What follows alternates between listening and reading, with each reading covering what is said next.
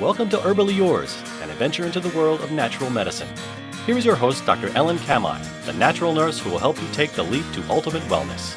Greetings, and thank you for joining me, Ellen Kamai, the natural nurse, for another edition of Herbally Yours, right here on the voice of Nassau Community College, 90.3 WHPC. Listen live on air or online at any favorite podcast venue, such as iHeartRadio, Odyssey, TuneIn app, smart speakers, nccradio.org, or on our own award-winning WHPC app. Herbally Yours brings you the latest information about the many facets in the world of natural living. And today we are so happy to have as our guest Dr. Stephanie Mines. She earned her doctorate in neuropsychology at the Union Institute and is the founder of the TARA approach. That's T-A-R-A. And at the TARA approach, it's a nonprofit dedicated to providing sustainable health options to individuals and communities. And she is the founder of Climate Change and Consciousness, that's CCC, a global network to accelerate regenerative responses to the climate crisis. And she is the author of 5 books, including We Are All in Shock, Energy Healing for Traumatic Times. Thank you so much for joining us today, Dr. Stephanie. I must say, you are joining us from Hawaii. And Hawaii has just been in the midst of an amazing traumatic event. It's ongoing, Ellen, and yes, you're referring to the devastating fires on my neighbor island of Maui, which started literally the day after I arrived here on the Big Island. And I was interviewed recently by Kindred World Media about the relationship between my work and what is occurring now on Maui. And I have been working closely with indigenous organizations that are resourcing the local people who were so devastated by this outcome, really, of the climate crisis and the colonization of these islands. So this devastation was actually a long time in the making, not such a sudden wildfire. It was an accumulated event, and the repercussions are typical of what climate crisis is producing and will accelerate in producing as we proceed into the future, making the work that I do, I feel, of the utmost importance. Well, not only are you the author of many books, also you have an organization because you are the founder of Climate Change and Consciousness called CCC. So although you've been aware of all these coming tragedies for decades, it's still not really fun to see it actually happening right now. That's right. It's something that people need to come into focus about. As we know, the situation is not changing, is not improving, and quite the opposite is accelerating. And the need for presence and awareness and active engagement is something I'm devoted to. I'm devoted to really bringing people out of hiding about this and awakening the innovative intelligence which is our birthright. And that is, in fact, the secret of resilience. So I founded Climate Change and Consciousness in 2019, and I will say its value as a collective of global visionary climate activists of all kinds, including artists and writers, climate scientists, people in every walk of life have a contribution to make. So that is the purpose of Climate Change and Consciousness. It's really the purpose of everything that I am doing at this point. As a trauma specialist, how can I underestimate the global impact of the traumatic climate crisis occurrences that we must intervene with. Well, this isn't the first time, though, that the world and various civilizations have gone through complete revision and breakdown. We see that has happened many times in the past just by doing historical analysis, and it seems like it's very cyclic, where civilizations that were built up then disappeared. It seems like we're actually in the middle of that at this moment. We are, and this is the first time that such a devastating cyclical end is completely derived by human failure. That has never occurred before. Well, how do you think it did occur, let's say when we saw the big civilizations of Rome, who had toilets and all kinds of conveniences and centers of learning, and then all of that disappeared? So do you feel that was some other kind of intervention or something that those people brought on by their own development? Well, their development at that point in history was a factor, but it was not the determining factor. In this case, it is the determining factor. And I would say the core issue is our disconnection from the natural world. And we can restore that. And I think that is the secret of resilience. That is the message of hope in my book, that we can, and I do this with people every day, we can restore our connection to the natural world somatically. And once we do that, we are physiologically encouraged, physiologically incentivized to sustain that connection with the natural world and cease the damages that we have inflicted upon our Mother Earth. Now, a real practical way to do that would be like regenerative farming, because right now they're ripping apart more and more of the earth to produce more and more, not only food, but especially meat, for big, giant groups of people everywhere. And it completely destroys sometimes the natural food sources that were there for centuries. Absolutely 100% in agreement with you, Ellen. Regeneration on every level of existence is practically the byword of everything that I do, certainly of climate change and consciousness, where we have many regenerative farmers. We are actively involved on 3 continents with regenerative agriculture. And in fact, I have just launched an MA and PhD program through Ubiquity University, Regenerative Health for a Climate Changing World. And that program incorporates all of the resources in my books into a groundswell of regenerative healthcare awareness at the individual and at the community and at the family level. That's a beautiful word, regenerative health for a climate-changing world. Climate-changing world. I really like that. That's pretty. Now, thank you. And then it's a beautiful thought, but then if you look at the actual politics in the world right now, even just one little thing, for instance, not so little, but I'll say homeopathy, which they've been claiming they're going to take away for many years, but right now they actually have. They're not permitting Amazon and Walmart to sell homeopathic remedies, for instance. So, there's a lot of action to make it less likely to be able to regenerate yourself. Well, the political scope, if we look at it as we can't avoid it, but we also have to transcend it.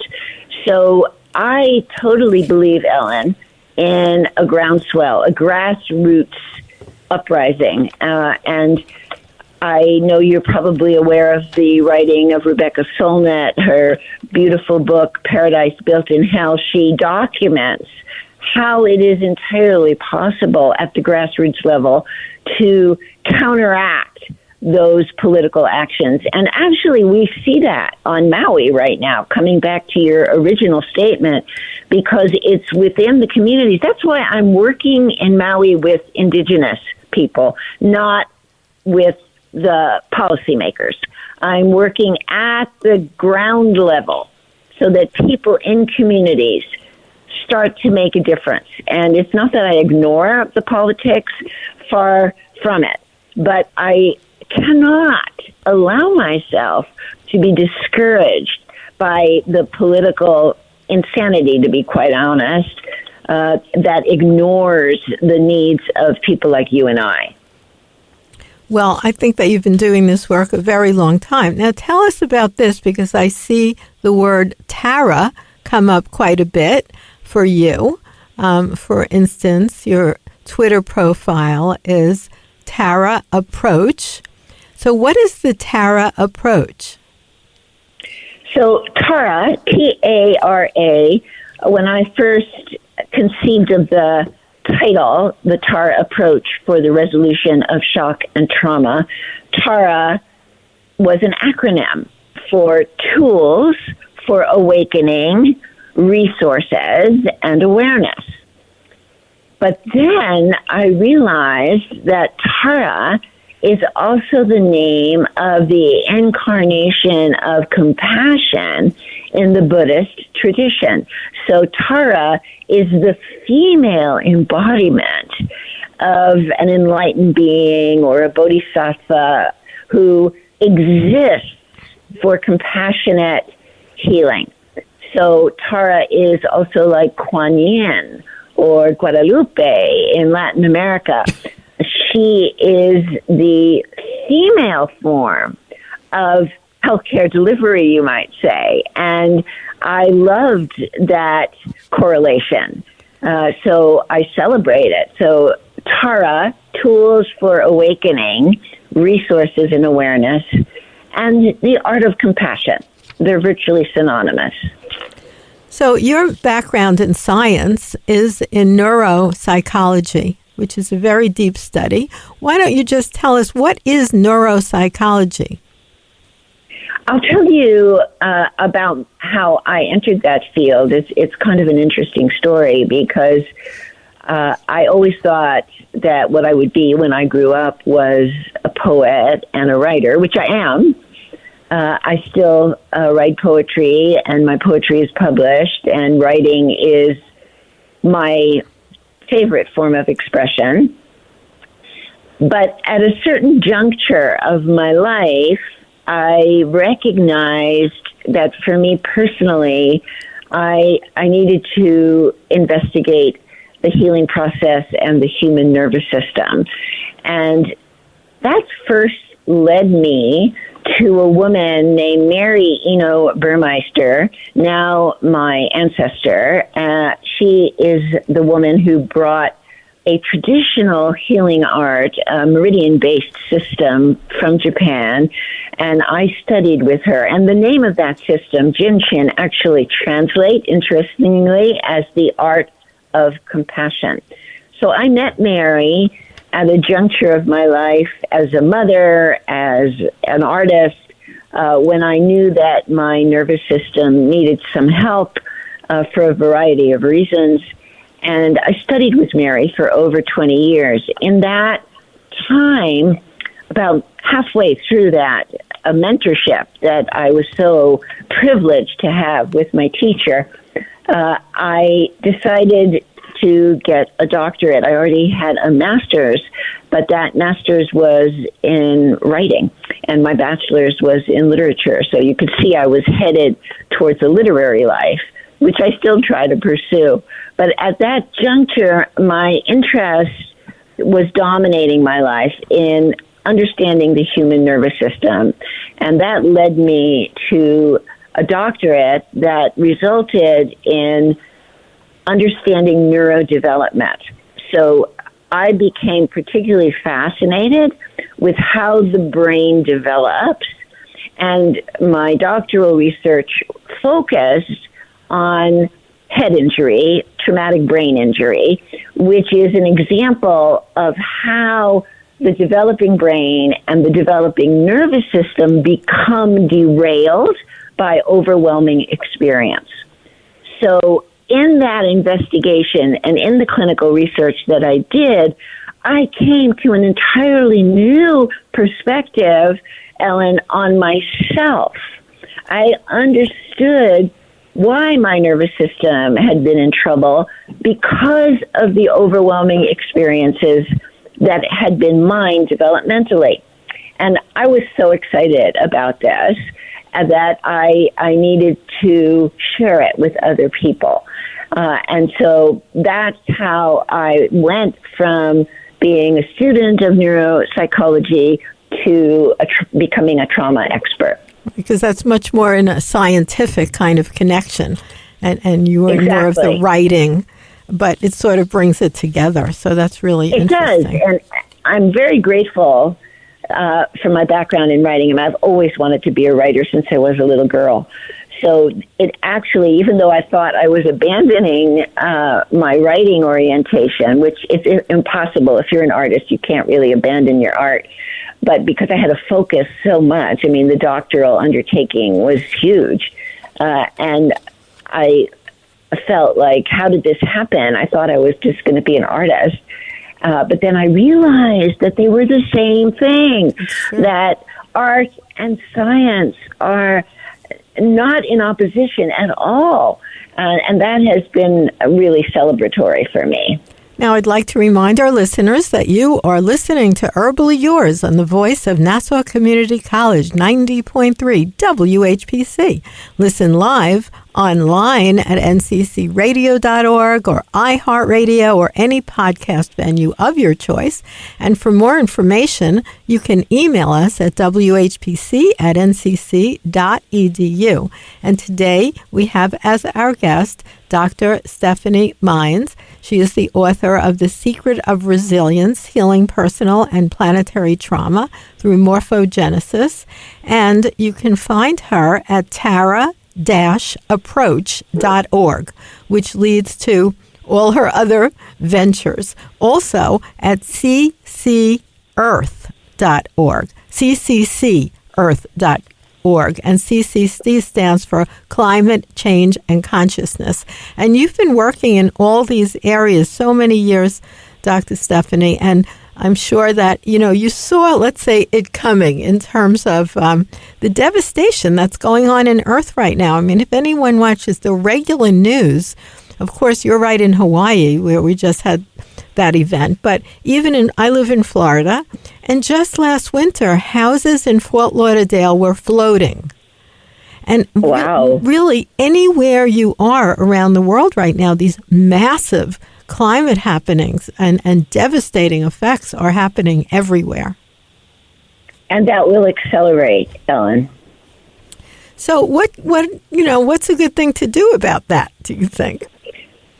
Well, my aim, my focus, and I don't think it's the panacea, it's simply what I can do. So my focus is on regenerative health for a climate-changing world. My focus is on the health consequences of climate crisis and how we, at the grassroots level, at the groundswell level, can prepare ourselves for those consequences. That's the education I focus on now. And really, quite honestly, I do this for the children. I do this for the children of the future, for my own grandchildren, for generations to come. I want people to be prepared, not to be victimized by these devastating health impacts. And we are seeing, Ellen, that climate crisis is a healthcare crisis. The health impacts of climate crisis are everywhere. Climate anxiety. Babies are being born underweight and prematurely. These are just a few examples of how climate crisis is a healthcare crisis. And we need to meet that crisis at the grassroots level. So that is my objective, is to transmit to people, average people, all people, the resources that can meet the overwhelming nervous system implications of climate crisis and how we can take care of ourselves, our children, our families, and our communities. So thus the name of your book, The Secret of Resilient Healing, Personal and Planetary Trauma Through Morphogenesis. So how do people take action and enhance their morphogenesis ability? Yeah, so morphogenesis, that word may stymie some people, but it implies how we can meet this crisis by harnessing the unseen world in many regards. But another way of saying that is the lineage that is ready to accompany us in meeting this crisis. So that lineage is unseen, and that is what the word morphogenesis points to. It's the earth herself, Gaia. Gaia is a living being. And the aspects of the natural world, this is one of my major teachings, the aspects of the natural world, the activities of the natural world, the elements of the natural world are alive within us. And we can harness them and connect with the natural world to find the resilience that gives us the impetus, the intelligence, the creativity to meet a crisis of this magnitude. And this is not just theoretical, Ellen. I am doing this through my program, Regenerative Health for a Climate-Changing World, through Ubiquity University, but I am doing it with people on a daily basis. I am working with my students and people who are referred to me, and they are experiencing morphogenetically the arousal of innate energies in them that they didn't know that they had, but that were always latent within them. And I speak particularly to the power of what I call original brilliance or embryonic intelligence. So that is this morphogenetic field of innate intelligence that lives in every single person, no matter your age, no matter your size, no matter where you are, no matter your financial resources. That innate intelligence, that vibrancy is available to everyone. Well, what are some of the techniques and practices that you recommend, someone using that would help them, with the anxiety that permeates the world? Yeah, that's a very important question, and I want to say that all of my books, We Are All in Shock, for instance, which is an award-winning book that preceded The Secret of Resilience. Other books that I've written, they were Families, How War Comes Home, which is particularly for veterans and their families. New Frontiers in Sensory Integration, which is the product of my research with autistic children. And then my first book, actually, Sexual Abuse, Sacred Wound. All of these books contain these very resources that you just asked about. And those resources are on several levels. One of them, the most popular one, I think, and the most immediately effective, are the hands-on applications that I was so privileged to learn from my teacher, Mary Ino Burmeister, now my ancestor, who brought from Japan the art of compassion, known as Jinshin, which I have adapted into the Tara approach with her blessing. So these are meridian-based, hands-on applications, very easy. They do not require pressure or tapping. They're simply placing your hand on designated sites in different combinations, which I teach people. They're very easy to learn, and they're in all of my books. And if you go to my website, you'll see many videos where I'm demonstrating these applications. That is a major resource. So that, my learning at the feet of my teacher, Mary Eno Burmeister, really turned things around for me in my life because they immediately began to shift my nervous system that had been damaged by overwhelming experiences that are not uncommon from a family that was, the word is dysfunctional, but I don't think it's that uncommon really for families to have crisis within the families that are not very beneficial to development. So I experienced quite a bit of that in my refugee family. I think many refugees are undergoing these crises conditions right now. And my nervous system was bearing the burden of those early experiences. And as soon as I started to use these applications, I began to find that actually that was not my nervous system. That was the trauma that I had experienced. And I began to differentiate myself and differentiate my nervous system from those traumatic impacts. So this is what I offer people. You can reclaim the physiological integrity of your nervous system through these practices, and quite quickly, actually. I mean, it's an ongoing process. Well, thank you so much. But you will feel the benefits. Thank you, Dr. Stephanie, for sharing that. And we've been talking today with Dr. Stephanie Mines about her new book. She has many interesting books, The Secret of Resilience, Healing Personal and Planetary Trauma Through Morphogenesis. And you can find out more at either CCC, which is Climate Change and Consciousness, Earth, that's cccearth.org, or Tara is a good place to search for her online, Tara Approach. So thank you so much for being our guest today, Dr. Mines. Oh, my pleasure. And thank you, listeners, for tuning into Herbally Yours once again. And Herbally Yours is produced in the studios of 90.3 WHPC, Nassau Community College, Garden City, New York. For further information, email us at whpc@ncc.edu. This is your host, Ellen Kamai at naturalnurse.com, inviting you to join us next week for another edition of Herbally Yours. Until then, stay healthy.